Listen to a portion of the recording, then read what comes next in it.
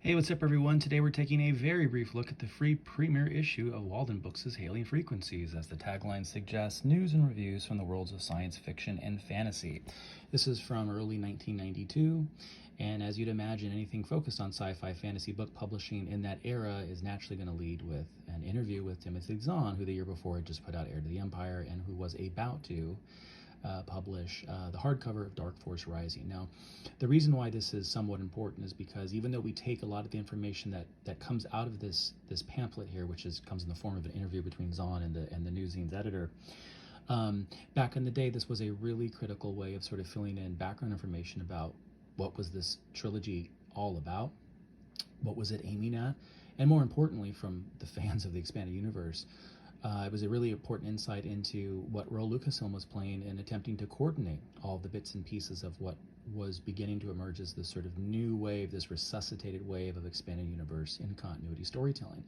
Between this, the adult novels, the Dark Empire comic, the West End games, materials, right, and everything else that was coming out around this time. There's information about all of that here. Again, something we take for granted, and none of this information is unavailable today, but this is where a lot of information sort of originates, and so it's important to hold on to these primary sources.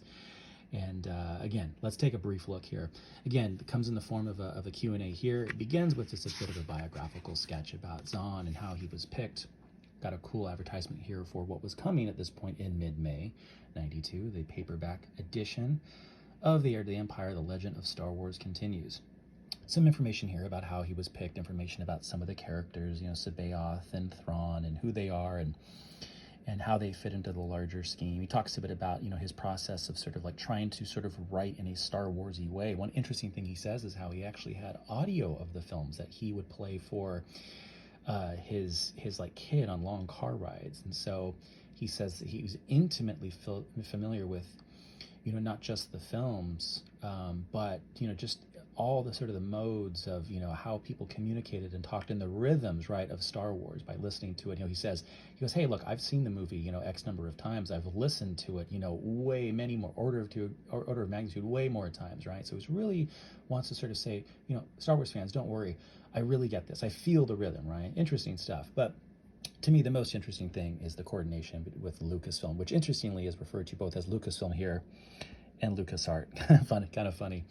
But he talks a bit about how, look, at the beginning, before there was a contract, there was really no need for him, to be, coordinating with them. They didn't want to see an outline. But of course, once those things were put together, obviously an outline was shared, and Lucasfilm made clear that they had veto power, and they did veto some things. He talks about what we not a surprise to us now, but Sabaoth was supposed to be really the clone of like different characters and things like that at one point. Talks about how even a character that would have been his favorite character was vetoed, but that on the whole he basically sort of got his way, which is another way of saying that the story that he outlined, the story he wrote, is not inconsistent with the story that Lucasfilm wanted him to tell, right?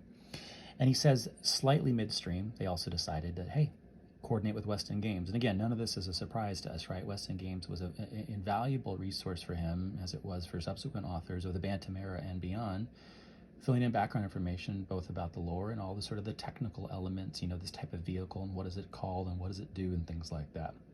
So a helpful little background about how a Star Wars story back then was actually put together. Here's an advertisement for, again, what was coming at that point, mid-May, the hardcover edition, Dark Force Rising, From the Ashes of the Past, Coming New Force, The Dark Jedi. He just ends the interview with some information about, what some of the main themes he's hoping to sort of, explore here, and then, the nature of the light and dark sides, and, hoping to sort of like take Luke through some of these journeys and to sort of ask questions about, what to do with this power, right? Also gets into speculation, as he refers to on the computer nets, right, about the role of the Asalamari and what role they're supposed to play.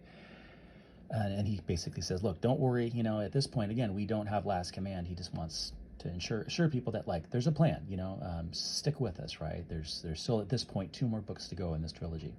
So again, fun little interview, nothing that we don't know today, but again, an important reminder that some of this information, it starts somewhere, right? And this is back in 92, one of the few places we could have gotten it.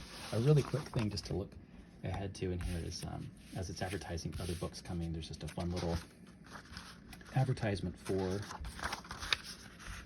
the Brian Daly omnibus of the 3-in-1, and it's just hard to believe that there's a time when that didn't exist. So anyway, fun little trip down memory lane.